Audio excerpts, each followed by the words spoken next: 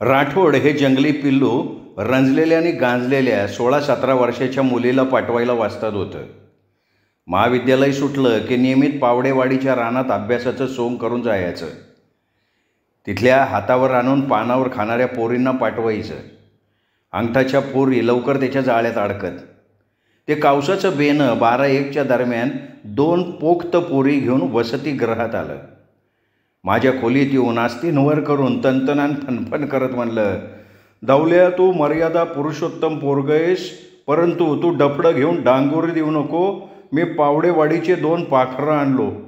त्या खोलीत 7 शिंगाण करून बसल्यात. तू हाईस फुटक्या तोंडाचा.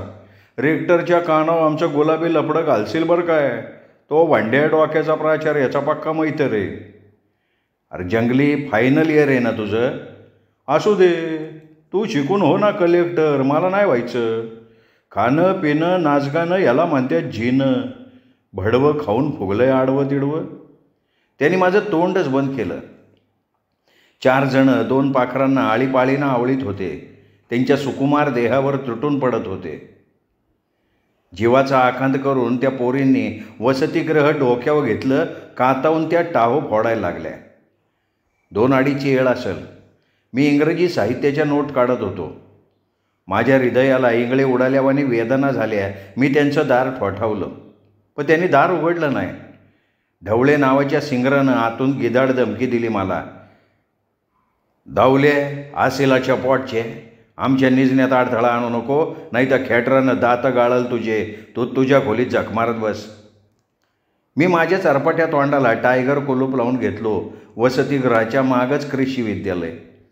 तिथं गाई म्हशी बैलन शेतीची अवजारं होती, म्हणून 2-3च्या दरम्यान गस्त चालू होता. पाप्यांच्या पापाचा गाडा भरला म्हणून बंद खोलीतून गगनभेदी आवाज आला. वातावरणात एकजीव झाला. रात पिसाड झाली. ती चांगलीच कावरली, बरीच बावरली. 2 खाकीवाले होते गस्तावर.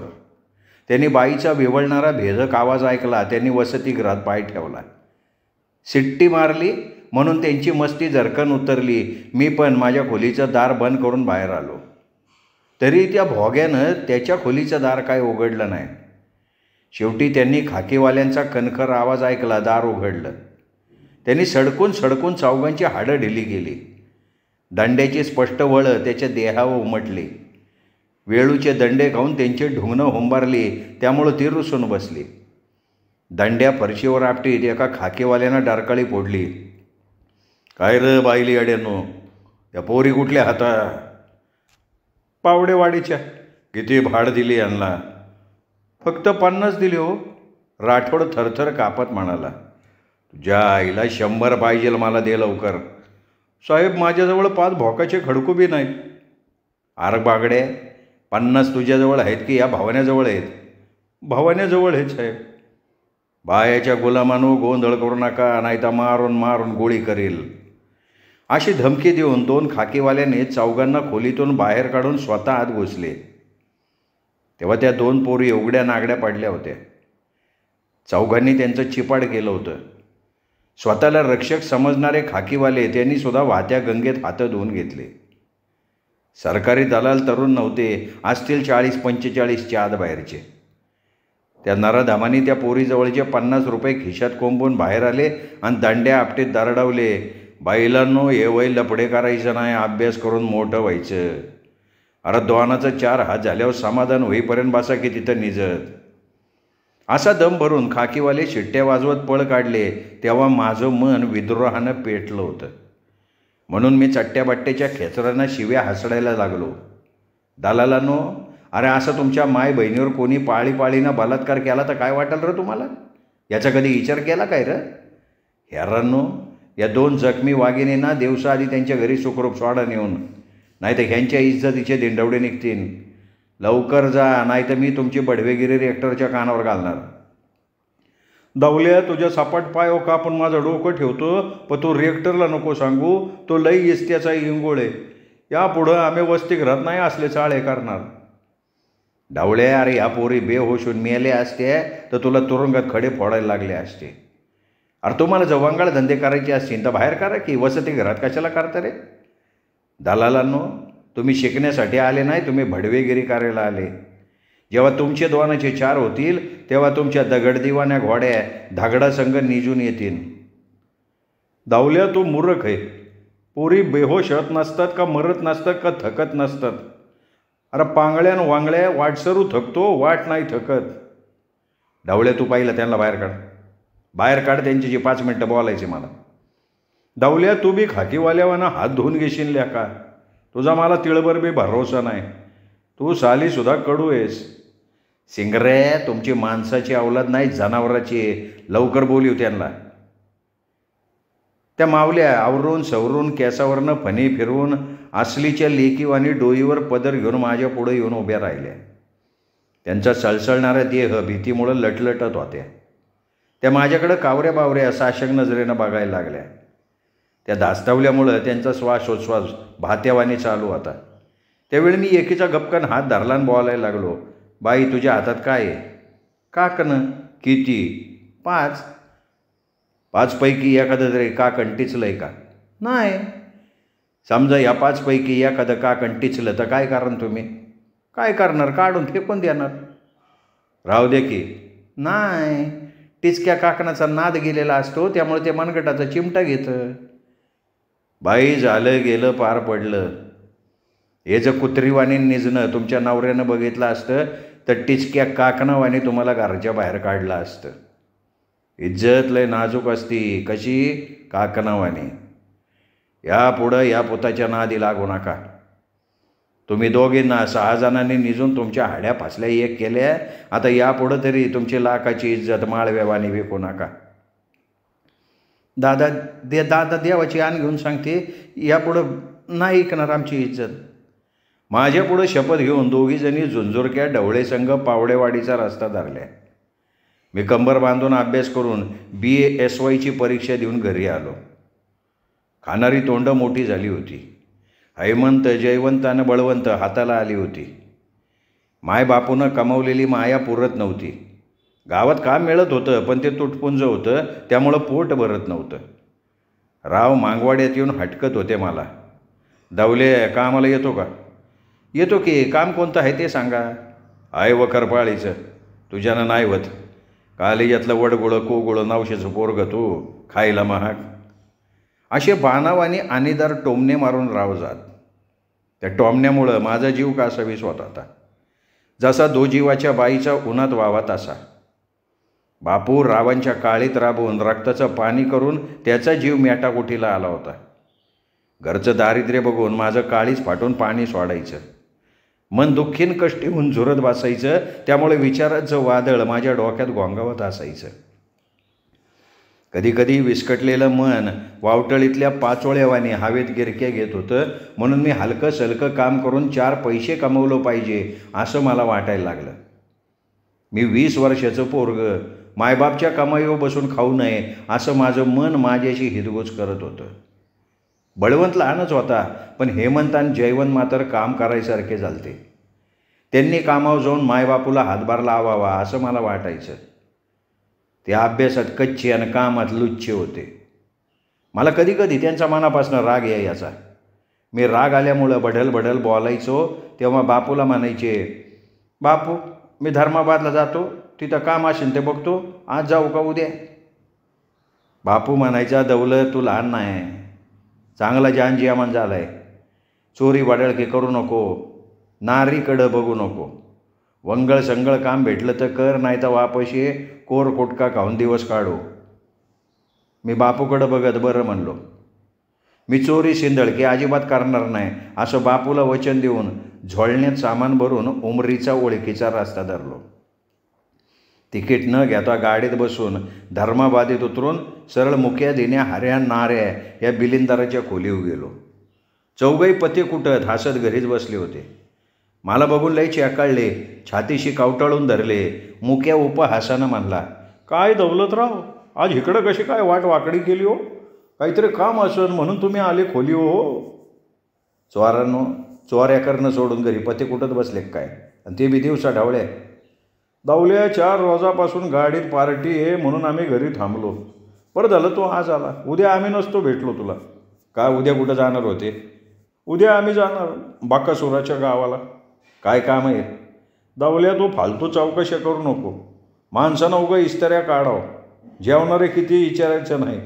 उद्या आमच्या संग चल, कळल तुला. 4 सांजा एक झाल्या तेव्हा आम्ही खानावळीत जाऊन मस्त जेवून आलो. रात झपाटलेल्या माणसावानी पसार झाली. आंघोळीनंतर भरपेट नाश्ता झाला. दिकनाई त्याला मानभाऊ चांगला म्हणून मी त्यांच्या संग पाय ओढत निघालो. धर्माबादहून बोधनला बसनं पोचलो. दुपारचं जेवण एका स्वच्छ खानावळीत केलो. करमत नव्हतं म्हणून मॅटनी शो बघून बसस्टँडवर आलो. तिथं मस्त एक राईस प्लेट खाल्ली. बाहेरच्या बाकावर बसलो. तेव्हा दिन्या म्हणला, दावल्या, ठसकेबाज बाहेरली आम्हाला अवतान दिलंय. तू फक्त अंगणात बसून देखरेख अधिकाऱ्याचं काम कर. दिन्या, तुम्ही जाऊन या रे. माझं पाठ पोट खूप दुखून राहिले. आता माझ्याच्याने एक पाऊल बी चालणं होत नाही. माफ कर. बेनं गरवारबाईवानी चाळे करायलंय. 2 दिवसाचं एकदाच खाऊन कोल्यावानी ढॉंग करायलंय. घातकी कुठलं की. दिन्या हाताची बोटं नाचवत शिव्या हासडून फनकऱ्यानं खानावळ सोडला. त्याच्या मागं ती डोंगणाला पाय लावून पळाले. मी एकटाच तेलुगू मराठी भाषा बोलणाऱ्या अनोळखी गावातल्या बाकाव फतकल मारून बसलो होतो. तेव्हा एक छोटाबोटातला माणूस माझ्या बाकाव येऊन बोट टेकावला. असेल 30-35 वर्षाचा. माझ्याकडे बघत तेलुगूत बोलत होता. मी नुसतं त्याच्या चेहऱ्याकडे बघत होतो. मग तो मराठीत बोलायला लागला. अरे पोरा, आला कुठनं तू? मी नांदेडून. नाव काय तुझं? दौलत. आपलं काय नाव साहेब? मी रंगराव. मूळचा मी महाराष्ट्राचा म्हणून मराठी बोलता येतं मला. बोधनात कोण आहे तुझं? साहेब, बोधनात कोणीच नाही माझं. कामाला आलं इथं. आपण मला काम द्याल का? शेतीचं काम येते का तुला? येते. दौलतराव, काम तसं सोपं आहे. उन्हाळ्यात धानाच्या माड्यात नांगर चालत नाही. तिकासीनं माड्या खोदून मोकळं करायला लागतंय. उन्हाच्या दणक्यामुळं ढेकळं लोणी विरघळावं तसं विरघळतात. पावसाळ्यात रोपाची नाट लावली की धान ओतू येते. हा, चल चल माझ्या संकट चल. येतो का? काम देतो तुला लगेच काम. चल. आम्ही दोघं बोलत बोलत पायी निघालो. 9च्या दरम्यान रंगारावच्या घरी पोहोचलो. मी ओळखीचा नसल्यामुळं 2 देखण्या बाया माझ्याकडे टक लावून बघत होत्या. त्या नाकी डोळी छान आणि रत्नाची खाण होत्या. कोरीव आणि भरीव होत्या. रंगराव हसत त्यांच्याकडे बोट दाखवत म्हणले, दौलतराव, ह्या माझ्या बायका. ही अलका, ही कांता. हे दौलतराव बरं का, आपल्याकडं कामासाठी आलेत. जावा 2 कप चहा करून आणा. त्या दोघी नवऱ्याच्या आदेशाचं पालन केल्या. हसत देहाला झटके देत स्वयंपाकघरात चहा करायला गेल्या. रंगरावनं पोथी वाचणं चालू केलं. दौलतराव, हा माझा वाडा नाही का माझ्या बापाचा नाही. एका देखण्या रांडमुंड बाईचा आहे. माझ्या बापाचे आणि तिचे घट संबंध होते. 20 एकर धानाची शेती आहे, ती पण तिचीच आहे. माझा बाप दगडी हृदयाचा माणूस होता. त्या बाई संग एक तप राहिला. तिचं तारुण्य लुटला आणि तिला विष पाजवून वर पाठवला. माझ्या माईला वाऱ्यावर सोडला. ती बर्फावानी झरली, जाग्यावर इरली. विचार करून डोळे झाकली. मी 35 वर्षाचा झालो, पण लेकरू बाळ घरात खेळत नाही का रांगत नाही. बोबडे बोल कानावर आदळत नाहीत. माझ्या बापाच्या करणीचं फळ आणि बळ आहे हे. मग माझ्या बापाला लागली दारूची सवय. बाटल्या रित्या करून घरी येत होता. येड्यावानी बडबडत होता. दारू उतरली का तर रांडक्याबाईचं नाव घेऊन हांबारडा फोडत होता. लय आहारी गेलता दारूच्या. एक दिवशी त्याच्या दोस्तांनी दारूत विष कालवून काट्यानं काटा काढला. दौलतराव, तुम्ही बेबाई बाटलीपासनं सावध राहा. ती आग आहे. वांझोटे चिकट असतात असं लोक म्हणतात. रात दिवस पैसा अडका जमा करतात. मी मात्र त्यातला नाही बरं का. मी आपला दान धर्म करतो. मजुराला 5 रुपये मजुरी देतो. वरून किलो 1.5 किलो तांदूळ त्याच्या जोडीत टाकतो. दिवाळी दसऱ्याला कपडे घेऊन त्याच्या अंगात घालतो. धावून खाणाऱ्यांना मदत करतो. दुखन करूला दवा पाण्याला पैसा अडका देतो. मागास पोरांना गणवेश, पाट्या, पुस्तकं घेऊन देतो. आंधळ्या पांगळ्याला मदत करतो आणि भुकेल्याला भाकर बी देतो. मला जेवढं होईन तेवढं दान धर्म पुण्यकर्म करतो. तुम्ही आपलं घर समजून राहा. माझ्या काळीत घाम गाळा. किती महिने असणार तुम्ही इथं? मी फक्त 1.5 महिना. मग काय करणार? मग कॉलेजात जाणार. वा, तुम्ही कॉलेज कुमार वय. कोणच्या वर्गात आहे? मी BA फायनलमध्ये आहे. शाबास. फक्त 1 महिना तुम्ही काम करा. मग कोणतं काम द्यायचं ते बघू. आम्ही दोघं बोलण्यात गुंग असताना अलकाने 2 कप चहा टेबलावर आणून ठेवला. मी 1 कप सोयऱ्यावानीरित्या केलो. एकदम देखणी असलेल्या अलकानं खाली कप घेऊन पैंजण जोडवे वाजवत किचनमध्ये गेली तेव्हा रंगराव मोठ्या आदरानं म्हणाला, दौलतराव, आपलं जेवण झालं का? साहेब, जेवण करूनच खानावळीच्या बाहेर बसलो होतो. दौलतराव, 20 गरीब लोक शेतात खपतात. दिवस डुबला का तिथंच अंग टाकतात. शेतात विहीर आहे, तिचं थंडगार पाणी अंगावर टाकून घेतात. तुम्ही पण त्याच्या संग राहा. मी आपल्यासाठी न चुकता सकाळ संध्याकाळचा डब्बा आणत जाईल. आम्ही भरपूर बोलून निघालो. त्यांच्या घरापासनं त्यांचं शेत तसं दूर नव्हतं. संध्याकाळचं मन प्रसन्न करणारं वातावरण असल्यामुळे आम्ही कधी पोचलो तेही कळलं नाही. त्याच्या शेतात धाब्यावर बाज्या पाडाव्यात तसा 20 बाज्या पडल्या होत्या. त्यावर कुरूप पण सात्विक चेहऱ्याचे कष्टकरी आपले काटक देह टाकले होते. आम्हा दोघांना बघून ते पटापटा उठले. एका आवाजात म्हणले, मालिक बोलो, क्या हुकुम है? नहीं, कुछ भी नहीं है. ये दौलतराव तुम्हारा मित्र है, कल तुम्हारे साथ काम करेगा. एक खाट इनके लिए ला देना, मैं चलता हूँ. रंगराव घरी गेले. एका मजुरानं मांडवातली बाज आणून त्याचे सेजी घातला. मी कपडे काढून उघडा बप्प तिच्यावर अंग टाकलो. प्रवासान भटकंतीमुळं रात कावा गोल झाली कळलं बी नाही. तांबडं फुटलं. मजूर डोळं चोळत अंगमोड्या देत उठलं. सारं आटोपून सावनेच्या चुलीवर आपापले भगोने ठेवून वरण भात केले. विहिरीतलं काळं जांभूळ आणि निथळ्याने निथळ केलेलं पाणी पोहऱ्यानं काढून अंगावर टाकून घेतले. निवालेला पांढरा शिपत भात पोटात ढकलला आणि भिडले का आम्हाला. आंध्रातली शेतं लय विचित्र. एका एकरात 20-22 मड्या असतात. पाणी धरणीमायवर धोधो बरसलं का मड्यात धानाची रोपं लावतात. जसं महाराष्ट्रात कांदा मिरच्याची रोपं लावतात तसं. तिकासीनं कोंदा खोदल्यावानी मजूर मड्यातली गाठाळ जमीन खोदत होते. काळजावानी काळे ढवलं उतानं टाकत होते. मी पण एक मडी धरून हातात तिकास घेऊन जमीन जखमी करून मजुरावानी ढवलं उतानं टाकायला लागलो. मला असल्या जीव घेण्या कामाची सवय नव्हती, त्यामुळं मजूर माझ्या पुढं जात होते. मी दम आला का थांबत होतो. कमरेला कळ लागली की उभं राहत होतो. मांड्याला गोळे आले की ढुंगण जमिनीवर टेकवत होतो.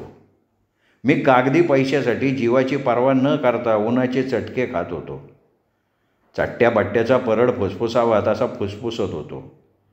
सूर्य डोक्या उभं राहिला तेव्हा मजुरांनी काम थांबवलं. मला मनापासनं बरं वाटलं. त्यांनी टॅमराच्या चुट्ट्यात तंबाखू भरला. चकमक पाडून 500 रुपयात तंबाखू ठेवला. चट्टा मुठीत धरून दम मारला. 8-10 दामावर दम मारून त्यांनी चुट्टा फेकला. सुरईतलं थंडगार पाणी पोटात ओतून पुन्हा कामाला भिडले. एक क्षणसुद्धा ते वाया घालवत नव्हते. स्वतःच्या काळीत घाम गाळल्यावाने काम करत होते. 2चा कांठाळ्या बसवणारा साखर कारखान्याचा भोंगा वाजला. त्यांनी काम थांबवलं. डब्बा घेऊन रंगराव आलेच. माझ्या हवाली करून म्हणले, घ्या दौलतराव, जेवण करून घ्या. माझ्या टीसभर पोटात खंडीभर आग पडली होती म्हणून मी डब्बा घेऊन मांडवत गेलो. माझ्या घनेल्या आणि आंबलेल्या देहावर 4 पोहरे विहिरीतलं थंडगार पाणी टाकून घेतलो आणि नैकल खंगाळून उन्हात टाकलो.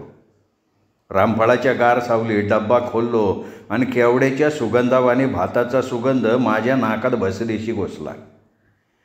त्या सुगंधामुळं माझं नाक तृप्त झालं. भात नि 3 प्रकारचे लोणचे डब्यात होते. त्यांचा सुगंध आगळा वेगळाच होता. डब्यातलं अन्न पोटात टाकलं तिथंच आडवा झालो. दारू आणि अन्न नशा चढल्यामुळं झोपीचा दास झालो. 3चा भोंगा वाजला म्हणून जाग आली मला. तेव्हा मजूर कामावर तुटून पडले. त्यांचं बघून मी पण कामाला भिडलो. कुथत आणि दापशा देत तिकास चालवत होतो.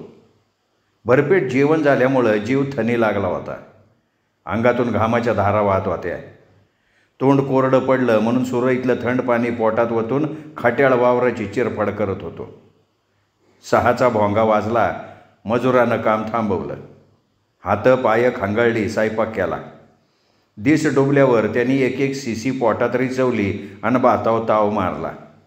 पाणी पिऊन तोंडाव हात फिरवून एक मजूर म्हणला, दौलतराव, हमारा मालिक तुम्हारा कौन है? तुम्हारा मालिक मेरा मालिक है. दौलतराव, हमारा मालिक भगवान है, भगवान. हमको बहुत मदद करते है. उनका बाप बहुत बदमाश और नमक हराम था. हमारा खाना हराम करता था. खाली हात आया, खाली हात चाला गाया. आम्ही दोघं बोलत होतो तेवढ्यात रंगाराव आले. पहिला डब्बा घेऊन दुसरा डब्बा मला देऊन घरी गेले. 1 महिना म्हणजे 30 दिवस मी पडत जडत जोकांड्या खात काम केलो. दुसऱ्या महिन्यात दुसऱ्या वावरात घाम गाळत होतो. ते वावर नसून पडीत रान. त्या पडितात वारुळांची गंधाट वस्ती. एका वारुळाला सुरईच्या तोंडावानी अनेक बोकं. आम्ही त्यांना खोदून जमिनीबरोबर करत होतो. वारुळावर तिकास बरोबर चालत नव्हती. तिकास मारली का बोकात अडकत होती, म्हणून फावडं घेऊन मी त्याच्यावर चालवत होतो. फावडं परशुवानी होतं, त्याला चांगली धार होती. मी कामात मग्न असताना एक मध्यम वयाचा मजूर म्हणला, दौलतराव देख के काम करना भाई, छेद में सांप होते. मी निडर आणि बेडरपणे काम करत होतो. त्या मजुरानं माझ्या डोक्यात घातलं भूत. त्या पडितात 3-4 फुटाचं जुनं वारुळ होतं. मी त्यावर फावडं चालवत होतो. वारुळाची माती रव्यावानी भुसभुस होती, म्हणून त्रास होत नव्हता खोदायला. खालचा भाग बराच कडक होता, म्हणून मी कसून फावड्याचा घाव घातलो.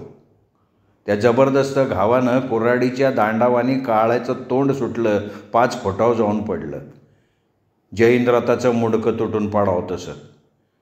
त्याचं 7-8 फुटाचं धड माझ्या कमरेला विळका घातलं, जसं पोतराजाचं चापूक त्याच्या कमरेला विळका घालावं तसं. बरं पिरगळावं तसं माझं हृदय विरगळलं. काळजाचा दगड करून एक मजूर धावत आला. माझ्या कमरेचं काळाचं धड काढून फेकला. तोंड नव्हतं त्याला. फावड्याच्या गावाने दाडा वेगळं झालं होतं. समजा त्याला तोंड असतं तर त्याने काढाडून चावा घेतला असता आणि झेंडू फुटून माझं प्राण पाखरू उडून गेलं असतं. तलवारीच्या दारीवाने लकलकणारा नि सृष्टीच्या लेकरांना उजेड देणारा दिवस क्षितिजा आड गडप झाला. संधी प्रकाशानं संधी साधून सृष्टीला विळखा घातला, पण माझी हुडहुडी काही केल्या कमी होईना. शेवट रंगराव आले आणि तोंड भरून म्हणाले, दौलतराव तुमचं काम पटलं मला. उद्यापासनं तुम्ही कारभारी म्हणून काम करा. माझी अलका तर तुमच्या कामावर भलती खुश आहे.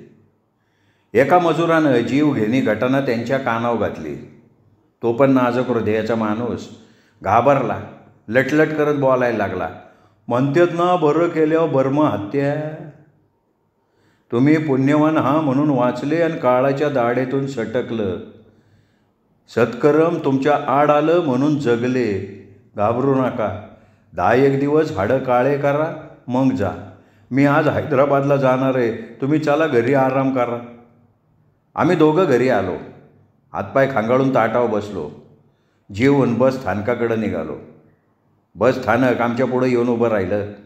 8 वाजले तेव्हा नांदेड हैदराबाद बस धावत आली. रंगाराव तिच्यात बसले. मी घरी आलो. अंग कचकचत होतं, म्हणून मी सतरंजी चादर घेऊन जिना चढून गच्चीव गेलो. सतरंजी पसरली, तिच्यावर झालो आडवा.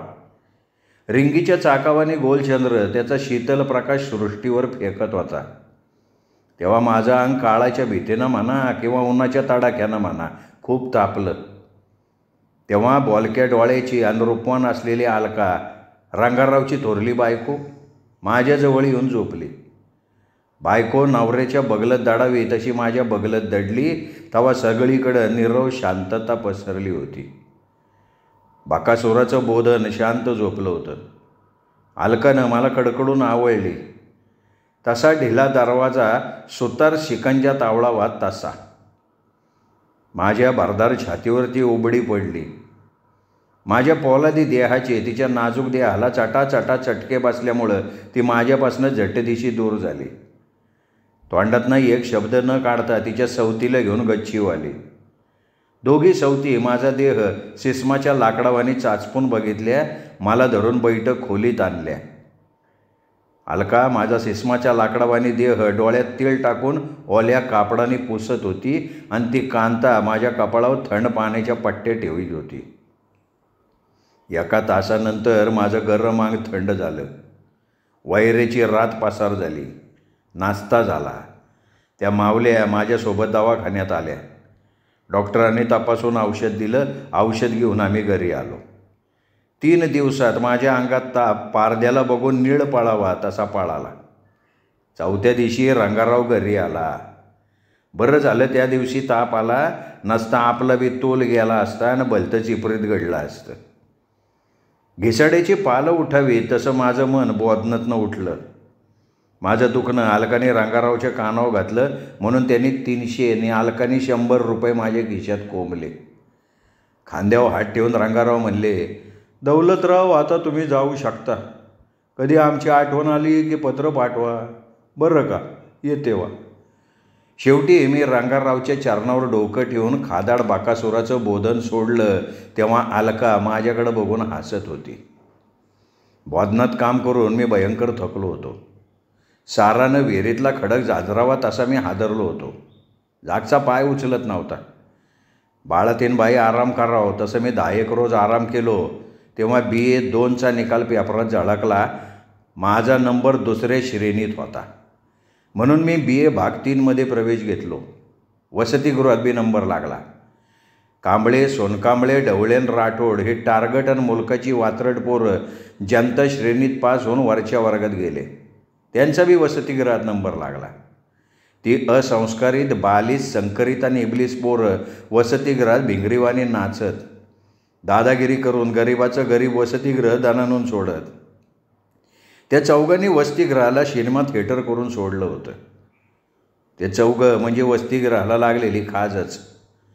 साधे पोरं मेंढीवाणी त्या मेंढ्यांना भीत म्हणून त्यांची आरेरावी दिवसेंदिवस वाढत होती. अशा गाढवाच्या गोंधळात मी सगळ्या विषयाच्या नोट्स काढून ठेवलो होतो. शेवटचं वर्ष असल्यामुळं मी दिवाळीच्या सुट्टीत नांदेडात पक्का मुक्काम टोकलो होतो. सुट्टीनंतर महाविद्यालय नियमित सुरू झालं. सगळी पोरं झाडून घेत अभ्यासाला भिडले. गल्ली में बिल्ली भी शेर होती है तसं हे 4 बेने कॉलेजात मेंढीचे मावस भाऊ म्हणून वावरत होते. दादा पोरं दिसले का भाभी होऊन नांगी टाकत होते. रेक्टर वसतिगृहात आला का त्याच्या पुढं करत होते. धन्यापुढं खाऊन सुजलेला माजलेलं कुत्रं गोंडा गोळाव तसं बोलत होते. गरीब पोरांच्या चाड्या त्याच्याजवळ करत होते. ते हेळ्याचं धोटरं खाणारं बेंडोक मेंढरं त्यांच्या गाड्यातलं ताईत बनलं होतं. लांडा फेब्रुवारी गेला आणि पूर्ण मार्च आला. अभ्यासक्रम बी पूर्ण झाला. मी रोज सकाळी पावडेवाडीच्या आंबेवानात जाऊन अभ्यास करत होतो. पक्ष्यांचा तिंताल आवाज कानावर आदळत होता. जाळाच्या धडक्यानं चुलीवरलं दूध उतू यावं तसं माझं मन आनंदानं उतू येत होतं. एका सकाळी मी 5 कोरा शेळी भाकर पात्रात बांधून आंबेवानात आलो. 4 डोमकावळं माझ्या मागच आले. मी आंब्याच्या झाडाखाली बसून कापसाच्या खरकुट्यावाने भाकरीचे तुकडे पोटात टाकून घेतलो. मातीची उशी आणि धरणीमाईला सतरंजी समजून तिच्यावर आडवा झालो. मी पुढं सुखाच्या राशीवर खेळलो आणि लोळलो पाहिजे म्हणून मी समद जग विसरून अभ्यासात एक झालो होतो. अवतीभवती हिरवेगार मळे असल्यामुळं थंड हवा माझ्या देहाला कोंबे देऊन जात होती. अभ्यास करून सिनलोन दमलो का विहिरीतल्या निथळ्याने निथळ केलेलं पाणी पोहऱ्यानं काढून पोटात ठोसून घेत होतो. त्यामुळं थोडी तरतरी येत होती. राजा अशोकावानी वाटसरूच्या सेवेसाठी मळेकऱ्यांनी विहिरीवर पोहरा ठेवला होता. वाटसरू वाट वाकडी करून विहिरीवर येत पोटात थंड पाणी ढोसून वाट ओढत. आम्ही 5 जण विहिरीजवळच्या आंब्याच्या झाडाखाली बसलो होतो. या 4 डोमकावळेचं लक्ष अभ्यासात नसायचं. त्यांचं सारं ध्यान नेहमी लुगड्यात. डोमकावळे या तिचे मावस भाऊच होते ते. एक पंग म्हातारा 60-70च्या आत बाहेरचा असावा. त्याच्या संग तलवारीच्या पाथ्यावानी लखलखणारी एक लोभस बाई होती. ते 2 जण पावडेवाडीची काट्याकुट्याची कार्ट्याची वाट ओढत होते. दिवस डोक्यावर आला होता. त्यांना ताण लागल्यामुळं ते विहिरीवर आले. म्हाताऱ्यानं पोऱ्यानं विहिरीतलं काळं कुरकुंच पाणी काढलं. आधी त्यानं त्या रूपवान बाईला पाजलं. शेवटी त्याने थंड पाणी पोटात डोसून घेतलं. तृप्त झाले ते. म्हातारा पक्का विठ्ठल भक्त. गळ्यात तुळशी माळ, डोक्याला गोपीचंदनाचा टिळा, डोईला आरमोर पटका, अंगात बाराबंदी कुडता, पायात माळेगावी जोडा. जणू तो तुकोबारायच वाटला मला. त्याच्या संघची तरुणबाई पोटऱ्यात, मांड्यात, दंडात भाऊत आणि छातीत मक्याचं कणीस ठासून भरावं तशी ठासून भरली होती. तिच्यावर नजर टाकली की मी म्हणणाऱ्याचे डोळे दिपत.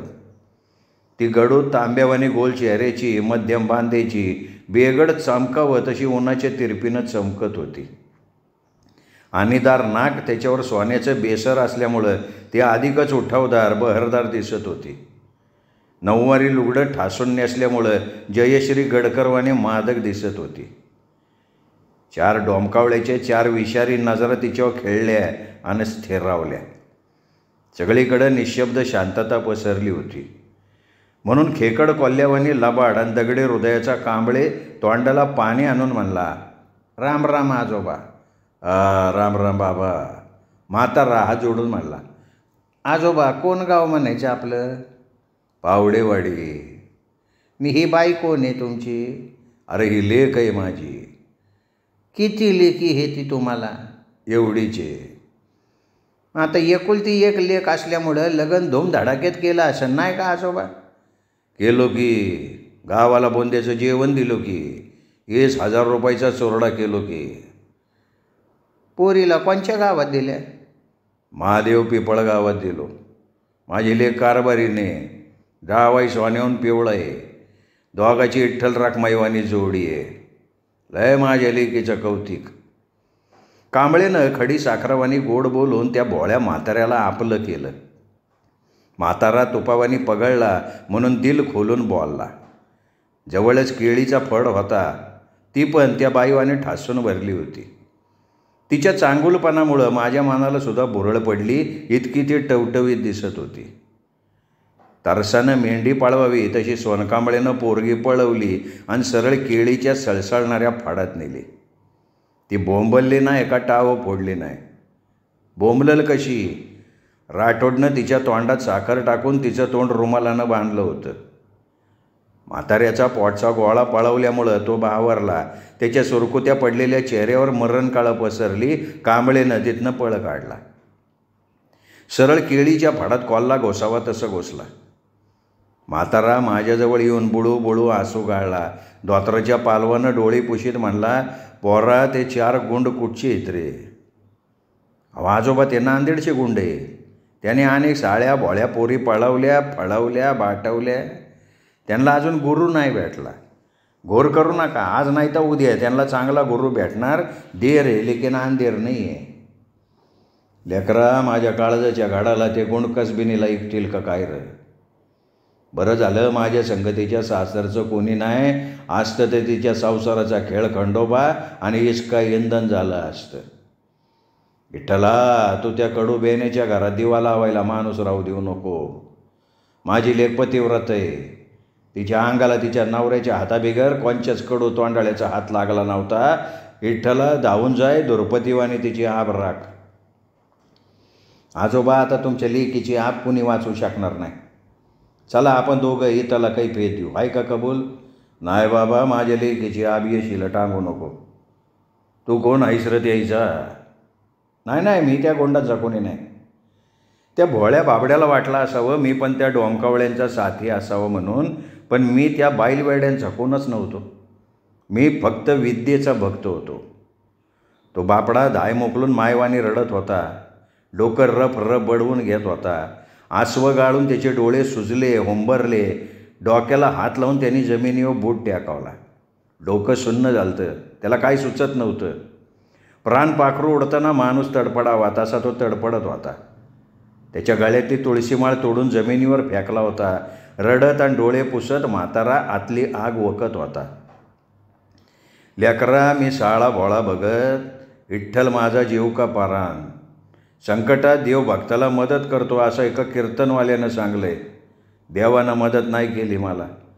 विठ्ठला, तू त्या नराधामाचं मन का वळवलं नाहीस र? तू एका भक्ताच्या लेकीची आब वाचवू शकला नाहीस र? तुझा वस हिंदानं बुडू दे पंढरीच्या पोता. लेकरा, मी माझ्या जवानीत वाघ बकरे एका जागी पाणी पाजवत होतो. 4 गाड्याची पाठ एकटा बघत होतो. पण आता माझ्याच्यानं इकडची काडी तिकडी होत नाही. जवान असतो ना त्या गोंडांना सारगातले देव दावलो असतो. त्याईचा माईचा काळा खोपा काळोपला. आजोबा, देव असता तर तुमच्या लेकीची आब वाचू शकला असता. त्यो नाहीचे तर तो कुठून धावून येणार? निव्वळ गैरसमज आहे तुमचा. असं मी म्हटलं होतं. म्हातारा जमिनीवर आडवा झाला. पंग माणूस वर जाताना पाय खोरावा तसा पाय खोरायला लागला. गाढव फुफुरड्यात लोळावा तसा जमिनीवर गडाबाडा लोळायला लागला. मी त्या विठ्ठल भक्ताचा आक्रोश बघितलो. माझ्या डोळ्यात आसवं उभे राहिले. त्याच्या वाणी माझासुद्धा जीव खालीवरी होत होता. म्हणून मी विहिरीतनं एक पोहरा पाणी काढून 2-3 वाजळा पाणी त्याच्या चेंबू आणि तोंडात ओतलो. घरघरी लागल्यावर तोंडात तरण वातावत तसं. डोळ्यात जीव आणून म्हातारा म्हणला, पोरा माझी लेक आली का? मी म्हणलं, आजोबा घोर करू नका, येईन. असं मी म्हणतोय तर ती चोळा मोळा झालेली कोवळीनार दापशा देत रडत पडत डोळे पुसत वाकडं तिकडं तिरपं तारपं चालत येऊन तिच्या बापाच्या गळ्यात येऊन पडली. डोळ्यातनं आसू टिपायला लागली. म्हातारा म्हणला, लेकी झालं गेलं इसरून जाय. तू सतीवती सतीच राहशील. येड्यावानी मनाला लावून घेऊ नको आणि कोणाला काही सांगू नको. असं पोटच्या गोळ्याचं शांतवन करून म्हातारं हुमसलं, हळहळलं. तिच्या कोमेजलेल्या तोंडावर मायेनं हात फिरवलं. मूल रडावं तसं रडायला लागलं. माझं बावळट मन करुणेने भरून आलं. म्हणून मी विहिरीतला एक पोहरा काढून तिच्या पायाजवळ ठेवलो. तिने तिचे हातपाय खांगाळले. दोघांनी 2-2 वाजळा पाणी पोटात डोसून घेतलं. तिनं तिच्या डोळ्यातली आसवं गाळली आणि शेवटी त्याने पावडेवाडीचा रस्ता धरले. 4 गावचे 4 खेसरं उसातून कोल्हे बाहेर यावे तसे धावत आले. दात काढायला लागले. त्यांच्या चेहऱ्यावर समाधान पसरलं होतं. म्हणले, दावल्या तू हेच बायल्या, मायच्यान मस्त होती रे शिकार. आमचं पोट गच्च भरलं. डावळे, तुम्ही त्या भोळ्या बाबड्या बाईचा उपभोग घेताना ती रडली नाही का? डॉमकावळे हो, तुम्हाला हा सदाचार वाटतो पण हा दुराचार आहे. अरे दावल्या, ती रडली नाही, बोंबलली नाही. आम्ही तिला आळीपाळीनं निजलो तेव्हा लई समाधानी झाली. ती खळखळून हसली बी. तिच्या गालाव तेव्हा खळी बी उमटली. दावले, हा तुला काय बलात्कार वाटतोय का? अरे कोणी बघलं तर बलात्कार नाही तर चिमितकार. येडे ह्यो दुराचार नाही, सदाचार आहे. माईच्यानं पाखरू लय फिट्ट होतं. तो असं म्हणल्यावर सगळे ख्या ख्या कडून दात काढले. मांजरीला बघून बोक्या चेकाळावं तशी चेकाळले. एका सुरात गाणं म्हणायला लागले, मला म्हणते तर पुण्याची मैना, माझ्या खांद्यावर पदर राहिना राहिना राहिना. जंगली राठोडनं देवाचं नाव घेत अंगावर पाणी टाकून घेतलं. नैकल बनियन धुतली. अभंग म्हणायला सुरुवात केली. सत्याचा हा ईश्वर, पाठवते नवे कोरे पाखर. पाठव पाखर छान छान, रोज गातो तुझे गुणगान. त्या कडू कारल्याच्या आंघोळी झाल्या. आंब्याच्या थंड सावलीत येऊन बुडं टेकवले. बकरं शेळीला बघून चेकाळावं तसं जंगली चेकाळलं. गाणं म्हणायला सुरुवात केली, माझ्या नवऱ्यानं सोडली दारूबाई देव पावलंय ग. दावल्या, तू लय आपिस आहे मरता. चालत्या गाडीची खिळी काढणारा पूत आहे तू. राम पर्यात उठून तुझं तोंड बी बघू नये, दिस चांगला जात नाही. तू येऊ नको आता, आम्ही निघतो. असं म्हणून चौघं छाती वर करून मळ्यात गेले. 5-50 संत्र तोडून टावेलात बांधून आणले आणि आंब्याच्या थंडगार सावलीत बसून मिटक्या मारून खायला लागले. सोनकांबळे संत्र्याच्या पोळी घाशाड करत म्हणला, दावल्या, पंक्तीला परपंच नको, ये आणि ताव मार. मला पण कडकडून भूक लागली होती. हातपाय गळून डाळे झाले होते. मी काय गाबोळे तर काय पिवळे संत्र सोलून त्याच्या आंबट गोड घोडी पोटात भरत होतो. अर्ध्या घंट्यात संत्राचा पाडशा पाडला. संत्र्याच्या साली राठोडनं आंब्याच्या वाळल्या पानात लपवून ठेवला. माझ्या मनात शंकेची पाल चुकचुकली. समजा पाटील येऊ नये, आलं तर तोंडाचा वास घेईन, कोलदांडा घालून मारेल. म्हणून मी टमरेलात पाणी घेऊन झोडपाड गेलो. त्याला पाणी पाजून मोकळा झालो. लिंबाची काडी तोडून दातं घासून तिला फेकून विहिरीवर आलो. हातं मातीत खसखस घासून पाण्यानं निर्मळ धुवून चूळ भरून झाडाखाली आलो. बूट टेकवलं. पाटील आणि त्याचे 7-8 गडी संत्र्याच्या बागेत फेरफटका मारताना दिसले. त्यांना मळ्यात माणसाची पावलं आणि झाडाची गाळालेली ताजी पानं दिसली. आम्ही 5 जण आंब्याच्या थंड सावलीत गप्पा मारत आणि त्या सोनपापडीच्या तारुण्याच्या तिच्या एक एक अवयवाचं तोंड भरून वर्णन करत बेडरपणे बसलो. तेव्हा पाटील आणि त्याचे गडी हातात कासरे आणि वेळूच्या काठ्या घेऊन आंबेगानाकडे आले. झाडाखाली येऊन दत्त म्हणून उभे राहिले. म्हणला, पोरो, माझ्या माळ्यातले 50-60 संत्र चोरीला गेलेत. कोणी नेती वेळी बघितले काय रे? पाटील, आम्ही काय तुमचे राखणे आहे का? मला राखत बसाय तुमचा? आम्हाला काय माहीत तुमचे संत्र कोणी नेले? राठोड गुरकावून आणि ठणकावून म्हणला. पाटील म्हणला, बिबट्यो, जरा माणुसकीनं बोला. शंकर पाटील म्हणतात मला. पावलो तो परमेश्वर, नाही तर पक्का सनेश्वर. अरे माझे संत्र तुमच्या बेगर कोणी नेलं नाही. तुम्ही तोडून आणले, मस खाऊन ढेकर देऊन मोकळे झाले. थांबा बेट हो, तुम्हाला दिवसा तारी धावतो. राठोड म्हणला, पाटील आम्ही तुमचे संत्र खाल्लो, याला पुरावा काय? वकील हो, तुम्ही माझ्या माळ्यातनं संत्र आणून खाल्ले, याला पुरावा आहे. थोडं थांबा, धावतो तुम्हाला. अरे आम्ही छातीला माती लावून माळ्यात घाम गाळतो, ही चुकिड्याची पर्वा न करता माळ्याला दारं देतो. आणि गड्यो यांचे कपडे काढा, एकेकाला आंब्याच्या बुडाला बांधा. पाटलाच्या आडमुडगड्याने आमचे कपडे काढले, सालमाच्या कासऱ्याने आंब्याच्या बुडाला आवळून बांधले. कुत्रं हाड हुंगावं तसं पाटलाने आमच्या हातान तोंड हुंगलान म्हणला, केऱ्या या डुमण्याला सोड, यांनी एक बी संतर खाल्लेलं नाही. यो इमानदार आहे. डुमण्या तू या चोरा संघा अभ्यासाला येऊ नको, एकटा येत जाय. भूक लागली का खाऊ वाटेल तेवढं संत्रे खाय. बकऱ्याची वाघाच्या दाढेतनं सुटका व्हावी तशी माझी पाटलाच्या तावडीतनं सुटका झाली. मी गडबडीत कपडे अंगात घातलो. सोन्याहून पिवळं झालं म्हणून हात दोन धुतलो म्हणून माझं मलाच बरं वाटलं, नाही तर माझी गतसुद्धा ह्या चोरावानी झाली असती. पोरं नागोळ्या असल्यामुळे इचकुळ मिचकुळ दिसत होते. पाटलाची पाटीलकी जागी झाली. जखमी वाघ डरकाळी पडावा तसा तो डरकाळला. म्हणला, केऱ्या तुझ्याजवळची मुडकी या डुमण्याला दे, आणि या डुमण्या मदड बायल्याला मुळकी मारल्यावानी यांच्या डॉपराला खासा खासा मुळक्या मार. तू जर मुळकी हलकी मारला तर तुला 4 पदरी कासऱ्यानं मारून तुझंच येड काढतो. केऱ्यानं त्याच्याजवळची मुळकी माझ्या हातात दिला. मी निहाळून बघत होतो. दाबनापेक्षा नोकदार होती. त्या मुळकीची भीती वाटत होती मला. पाटलानं गाळा काढला, डोमण्यान व खरीच्या रोमण्या, मुळकीकडं काय बघतो, काय सोनं लागलं काय? पाटलाच्या आदेशाचं पालन करायलाच लागलं. भीत राठोडाच्या वातलाच्या खापरावाने काळ्या डोंगणाला हळूच मुळकी मारलो. घोड्याला बघून घोडी तिचं डोंगण ताटकन उडवावी तशी त्याने डोंगण उडवला. तो बॉम्बाला नाही म्हणून पाटलानं 4 पदरी कासरा करून माझ्या पाठीत आणला. त्या कासऱ्याच्या दणक्याने माझ्या पाठीत आल्या मुंग्या. मग घोडा खवळावा तसा खवळलो. टाचा कांबळीच्या डोंगणाला मुळक्या मारल्या. त्यानं हिरवागार परिसर डोक्यावर घेतला. त्याच्या डोंगणातनं करंजेवानी रक्ताची चिरकांडी बाहेर आली. माझा इलाजच नव्हता. प्रत्येकाच्या डोंगणाला 20 ते 25 मुळक्या मारलो. प्रत्येकाच्या डोंगणातनं रक्ताच्या कारंज्या निघाल्या. जेव्हा त्याचं रक्त गोठलं, त्याची रंगीबेरंगी डोंगणं चाळणीवाणी झाली. खवळलेला दर्या शांत व्हावा तसा पाटील शांत झाला. आसुरी आनंद घेत पोटभर हसला म्हणला, अरे बेरडानो, माझं नाव ठावं आहे का नाही तुम्हाला?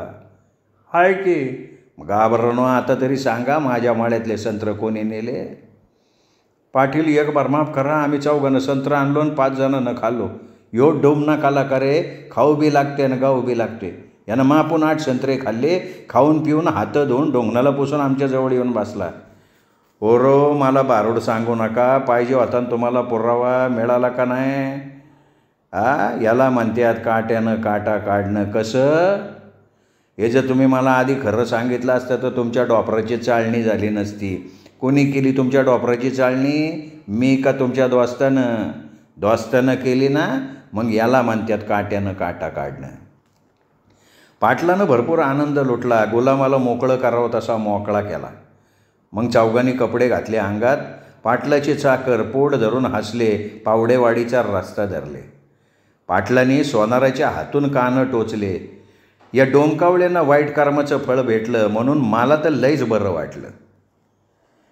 श्रोते हो, हा होता रामराव झुंजारे लिखित जलमबेडी या कादंबरीचा पुढचा भाग. याच्या पुढचा भाग ऐकण्यासाठी उद्या भेटूयात साहित्य पंढरी या कथाकथन चॅनलवर. तोपर्यंत नमस्कार श्रोते हो.